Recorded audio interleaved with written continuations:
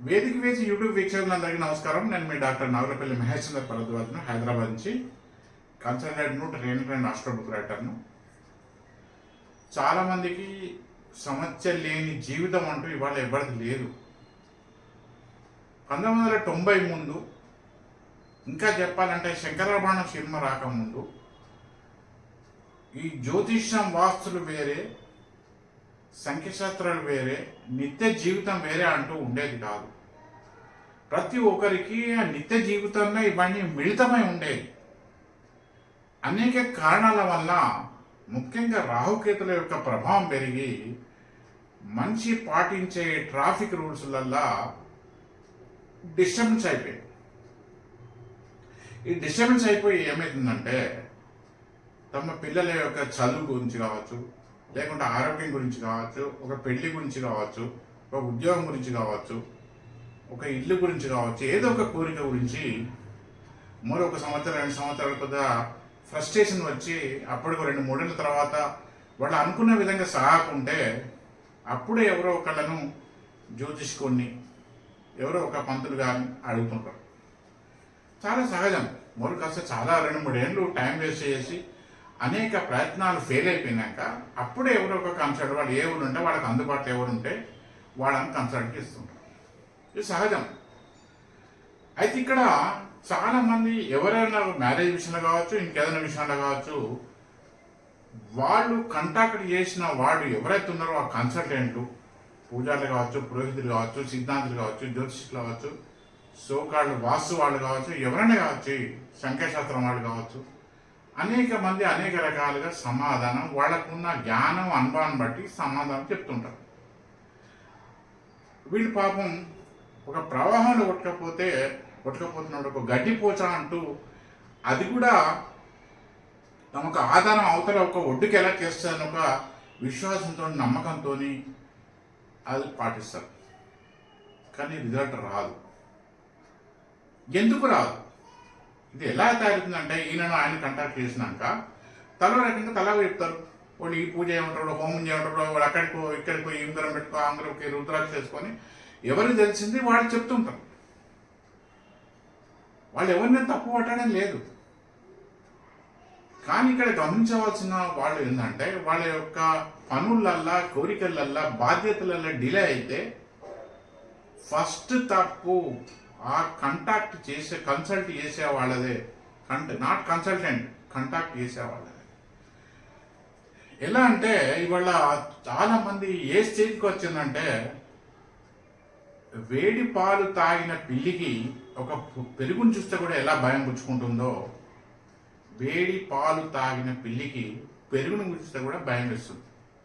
అలాగే ఇవాళ వాళ్ళు చెప్పి వీళ్ళు చెప్పిందంతా ఫ్రస్ట్రేషన్కి వచ్చేసి పాటించక, ఎంతో ఖర్చులు పెట్టి పాటించక లాస్ట్కి ఎట్లయితే ఎట్లని ఒక నిర్వేదానికి, నిరాశకు గురవుతుంటారు.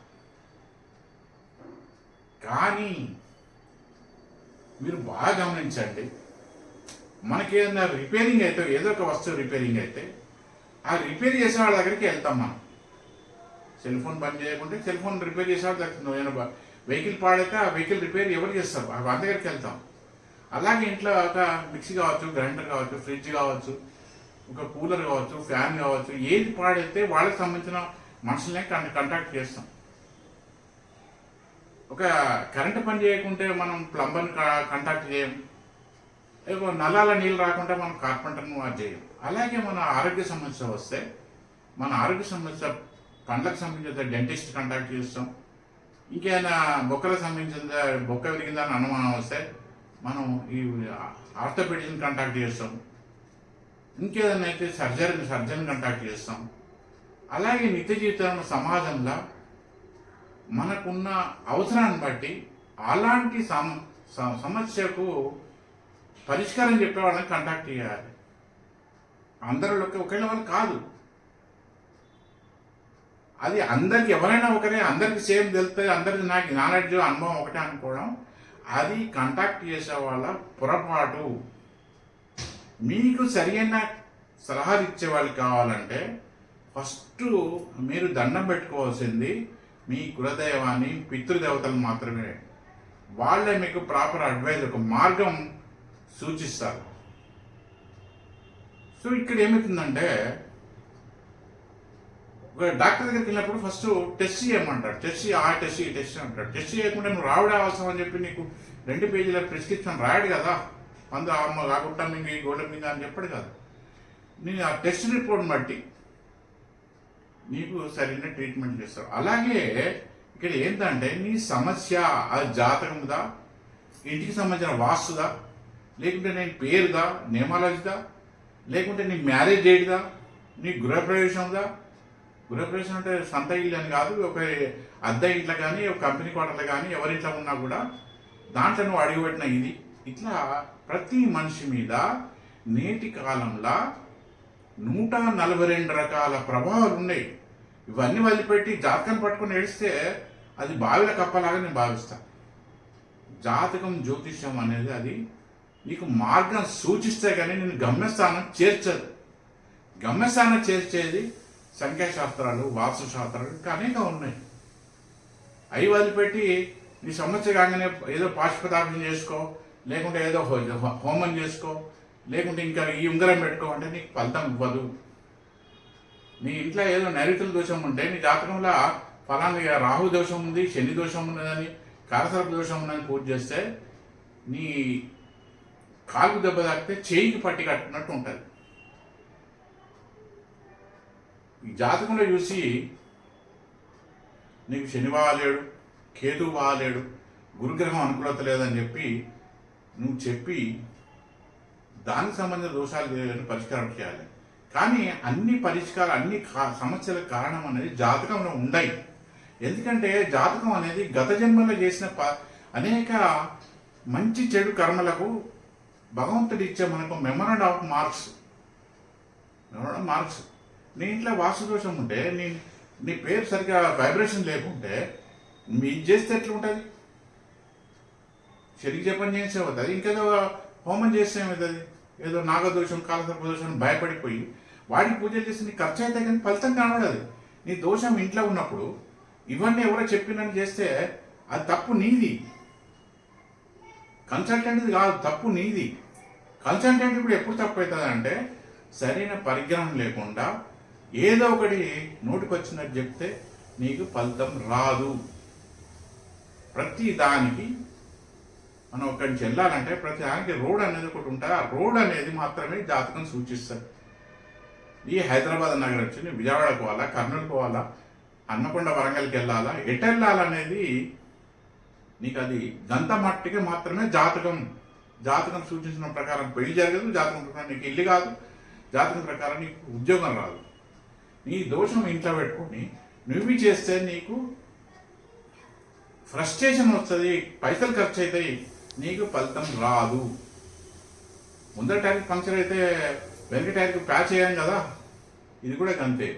అందు గురించి నీ సమస్యలకు కారణం ఏదో అన్ని సబ్జెక్టుల పరిజ్ఞానం ఉన్న వాళ్ళని మాత్రమే కన్సల్ట్ చేయాలి. ఎవరి పని వాళ్ళకు ఉంటుంది, పూజారి పని పూజారికి ఉంటుంది, పురోహితుని పని పురోహితునికి ఉంటుంది. సమాజంలో ఎన్నో మంది ఎన్నో రకాల వాళ్ళు ఉంటారు. అందరి పని ఒకటే కాదు. ఒక ఆఫీసులో కూడా అందరూ ఒకటే పని చేయరు, ఒక బ్యాంకులో అందరూ ఒకటే పని చేయరు. ఎవరైనా ఒకటే అనుకుంటే నువ్వు కండక్ట్ చేసినప్పుడు ఏదో ఒకటి చెప్పక తప్పదు కదా. సో ఫస్ట్ మీకు సరైన పరిజ్ఞానం ఉన్నవాళ్ళు కావాలంటే మీ పితృదేవతలను, తర్వాత మీ కులదైవానికి దండం పెట్టుకోండి.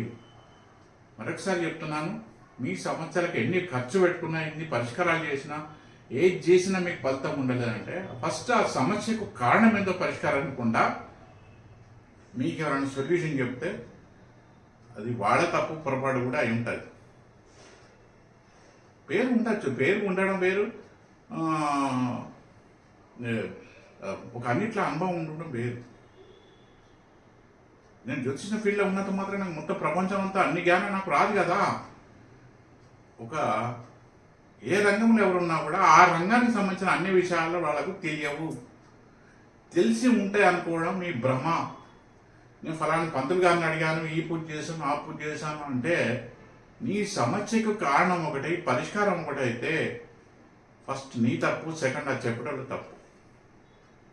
సో మీకు సరి అయిన దశ దిశ సూచించే వాళ్ళని మాత్రం మీరు కాంటాక్ట్ చేయండి. ఉంటాను. నమస్కారం. మన ధర్మంలో చెప్పబడిన ఈ శాస్త్రాలు ఎన్నడూ తప్పు కాదు. అది చెప్పేవాళ్ళ విషయంలో వాళ్ళు ఏమైనా పొరపాటు చేస్తే దాన్ని జ్యోతిష్యం వాస్తు శాస్త్రాలకు అంటబెట్టకూడదు. ఉంటాను. నమస్కారం. శుభాకాంక్షలు.